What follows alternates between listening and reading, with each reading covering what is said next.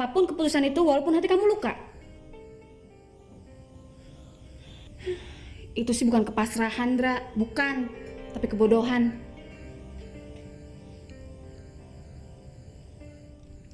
Hidup ini bukan sesuatu yang diciptakan untuk kita, tetapi adalah sesuatu yang kita bangun untuk diri kita sendiri. Optimisme seperti itu sudah terkuras dari perasaan saya. Bagi saya sekarang, kalau memang Mita masih mencintai saya, dia pasti akan menunggu. Kalau tidak, berarti dia memang bukan jodoh saya.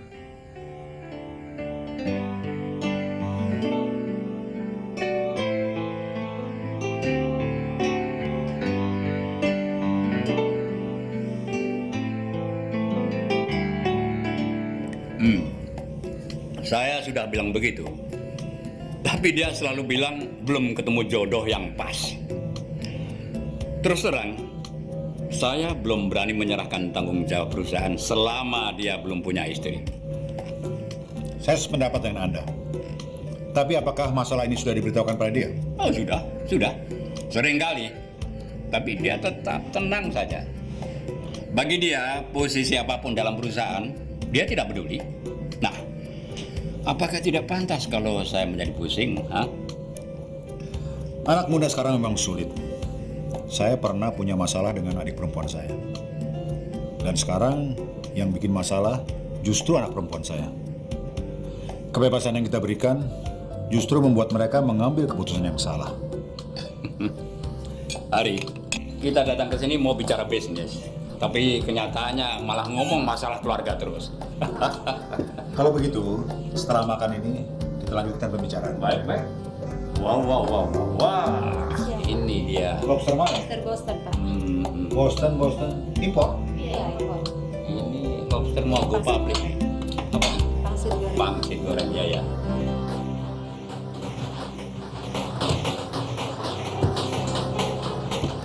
Kalau kamu tetap berpegang pada keputusan kamu, berarti apa yang telah saya lakukan demi kalian berdua percuma. Saya melakukan ini demi kalian dan untuk menebus perasaan bersalah saya. Saya kemari bukan untuk bertengkar, Doni. Saya membutuhkan dukungan kamu. Saya tidak pernah mendukung putusan orang bodoh yang membuat keputusan nekat untuk terjun ke jurang. Ra, nikahlah, Ra. Nikah secepatnya. Saya yakin batin kamu akan tenang. Enggak, Doni. Saya masih belum bisa menikah sekarang.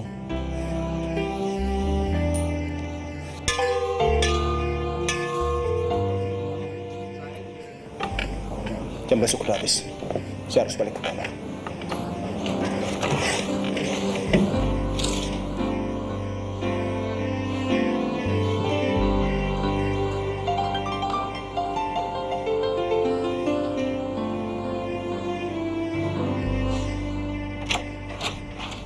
Rosa. Mas, gimana hasil pembicaraan tadi? Ya, kami baru membicarakan prospeknya dan belum membahas bentuk kerjasamanya. Tapi yang pasti dia banyak mengeluhkan soal anaknya. Dan Mas Hari mengeluh soal Mita. Rosa, saya meminta tolong. Bujuk Mita agar dia mau menjauhi Indra. Sulit, Mas. Mas tahu sendiri Mita begitu mencintai Indra. Dulu dia banyak membantu kamu untuk mengambil keputusan. Sekarang tolong bantu dia untuk menyadari kesalahannya. Dan juga katakan pada dia, 7 tahun bukanlah waktu yang singkat. Banyak hal bisa terjadi dan berubah untuk waktu sekian lama. Nanti malam setelah saya selesai menyuapi Bobby, saya akan usaha untuk mencoba bicara sama Mita. Ya. Oke. Saya ke ruangan saya dulu, Mas.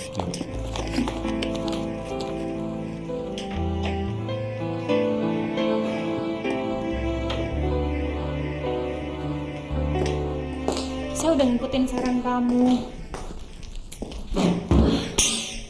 Tapi sampai sekarang saya masih belum ketemu tuh laki-laki tua yang sama bodohnya dengan Sony.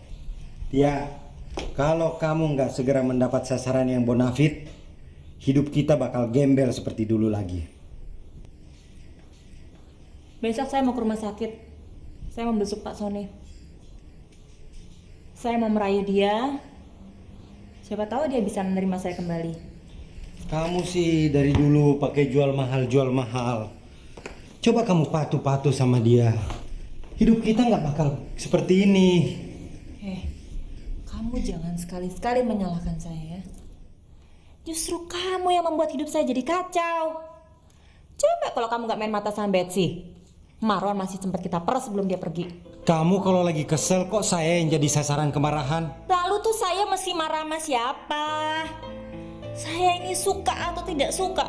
Saya ini mesti muka manis sama pelanggan. Padahal batin saya itu terkoyak-koyak oleh tindakan mereka. Sedangkan kamu di rumah cuma ongkang-ongkang kaki aja. Wajar dong kalau saya menyalahkan kamu. Saya haus, lapar. Masak sana, bikinin saya makanan, minuman. Nanti kalau saya turun, udah siap ya. Bangun sana. Manas minta ampun. Lihat.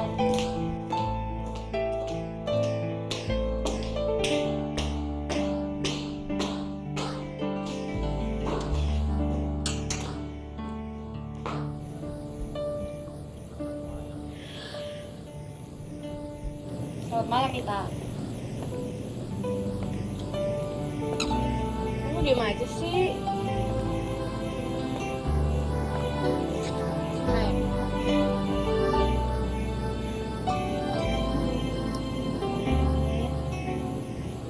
Kamu pasti ada apa-apanya.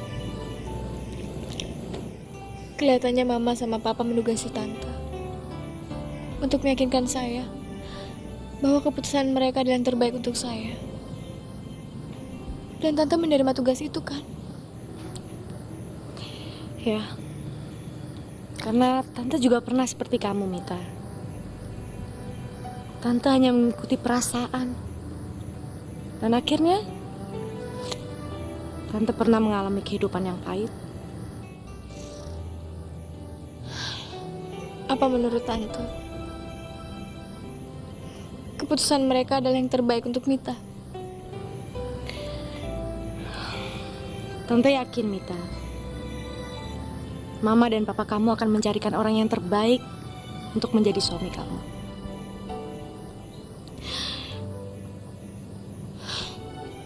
Kalau keputusan Mama dan Papa sudah sebegitu yakin, ya sudah. Mau apa lagi?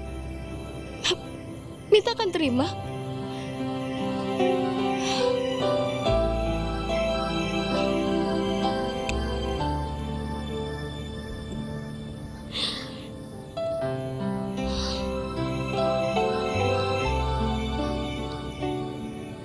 Kelihatannya misi Tante udah selesai.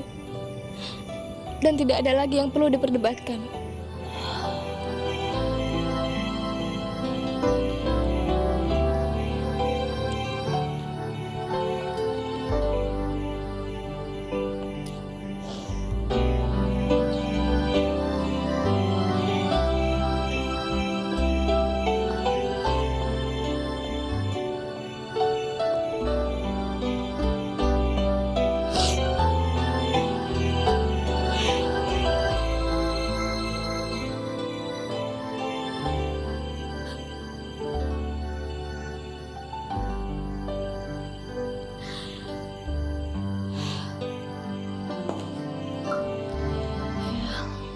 Dia sudah mau menerima siapapun calon suaminya nanti, Mbak. Terima kasih Rosa. Tapi yang pasti saya sudah punya calon untuk dia. Saya ingin menjodohkan Mita dengan Zaldi. Itu anaknya Pak Rahmat. Orangnya kelihatan terpelajar dan punya masa depan yang sangat baik. Tapi yang lebih penting adalah bahwa namanya terdiri dari 5 huruf. Kamu milih pemuda itu karena dia punya nama dengan 5 huruf atau karena dia punya masa depan? Ya, kedua-duanya. Saya ingin mengundang dia beserta ayahnya untuk makan malam di rumah kita. Dan kamu Rosa, kamu harus hadir. Karena kelihatannya Mita lebih suka mendengarkan saran kamu daripada saran kita berdua.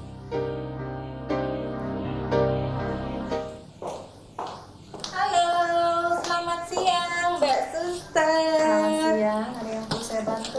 Mbak. Pak Sony, yang sakit jantung itu Mbak, di kamar berapa? Oh iya, sebentar. Pak Nining, Pak Pujianto lewat, tolong segera dikasih resepnya. Sebentar ya. Pujianto, Ya. sebentar Pak.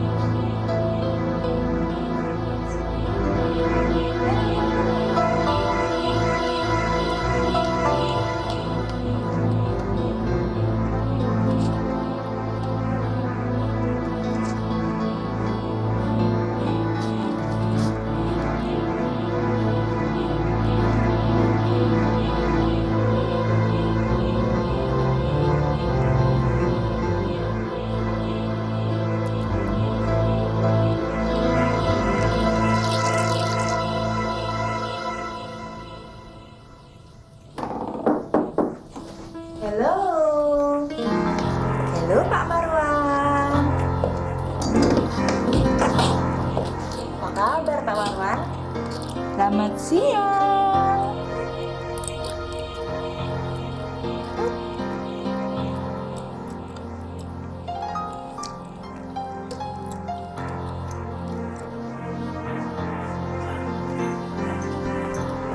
Ayo kita bicara di luar. Siapa yang takut? Ayo, kita bicara di luar. Itu anaknya ya Pak ya? Lagi sakit ya? Ya, yuk. Ih, sebentar dong, iya. sabar. Ih, pemerkosaan. Sabar dong, sebentar. Sini. Apa? Nih, ambil nih. Pergi dari sini. Nih, emangnya saya tukang jualan kacang? Bisa puas cuma dapat segitu. Apa nih? Untung saya kasih kamu. Saya masih untung. Ingat, Bung. Tadinya kami cuma mengira Anda terlibat penjualan obat bius. Saya tidak perlu panjang lebar. Nih, ambil. Nih, kita harus menyesuaikan tarif. Tarif apa? Saya kan sudah bayar kamu sesuai dengan perjanjian saya dengan suami kamu.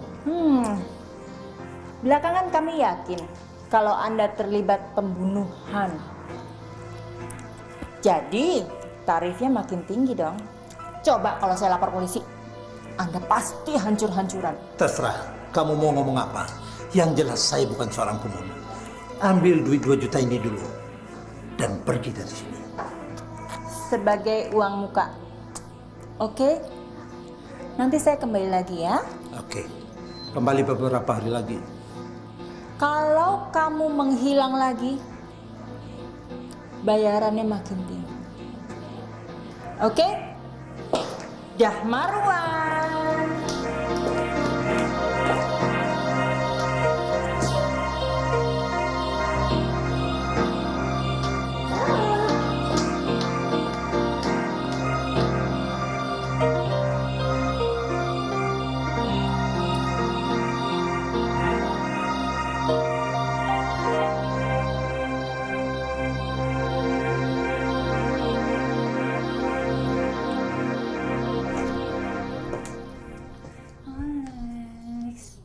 Bangun dong sayang. Lumayan. Uang dari mana nih? Warisan dari Sony. Saya belum ketemu Sony tuh. Jadi akhirnya kamu sudah ketemu laki-laki yang gobloknya sama dengan Sony. Saya ketemu Marwan di rumah sakit. Anaknya sedang dirawat di sana. Dalam beberapa hari ini, dia janji mau kasih kita uang lagi. Loh, gimana kalau dia kabur? Itu tugas kamu, Lex. Kamu jaga di sana siang dan malam. Dan awasi keluarganya. Jangan sampai lolos lagi. Ingat, Lex, dia pohon uang kita. Oke. Saya akan menjaganya. Pasti. Dia memang pohon uang kita. Kamu memang istri yang paling sempurna. Kamu ini kalau ada maunya aja ngerayu. Saya memang istri yang paling sempurna kok, Lex.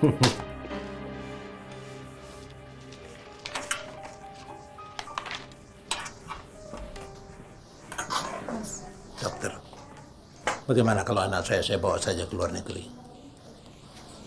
Kondisi kesehatan anak Bapak tidak memungkinkan untuk dipindahkan. Saya khawatir akan keselamatannya. Seperti yang saya sudah katakan, secara fisik dia oke. Tapi kenapa kondisi fisiknya semakin berat, Dok? Ya, ini akibat gangguan psikis yang berat, yang sangat merongrong dia, bahkan menggerogoti fisiknya. Saya akan minta psikiater untuk bicara dengan anak ibu. Psikiater? Ya, psikiater. Mungkin dia akan bisa menggali apa yang menjadi masalah dan beban untuk anak Bapak. Mas. Jangan dulu, Dok. Biar saya coba bicara dengan dia. Mungkin dia akan ada keterbukaan pada kami. Daripada orang yang belum dia kenal. Baik, silakan. Saya permisi dulu.